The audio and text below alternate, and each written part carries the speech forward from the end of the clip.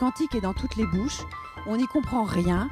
Et c'est justement dans ce week-end qu'on va comprendre un peu ce que c'est que le quantique. Mais je ne sais pas si vous avez remarqué que tout nous parle à propos de conscience.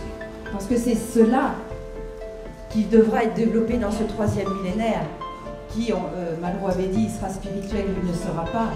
Et ça m'a permis de faire un pont entre le scientifique d'une part et d'autre part l'esprit homéopathique. L'information suprale. Vous lui rajoutez un phénomène d'intention, par exemple, je veux donner une intention d'amour. Et vous rajoutez un autre élément qui s'appelle la résonance, et là vous avez ce qu'on appelle une énergie subtile agissante. Ça veut dire que psychologiquement, il y a des moments où l'être humain peut complètement disjoncter. Et vu de l'extérieur, c'est très difficile de faire la part des choses. Alors qu'il y a 40 ans que des médecins et des biologistes lyonnais ont inventé le portrait de l'organe de l'inconscient.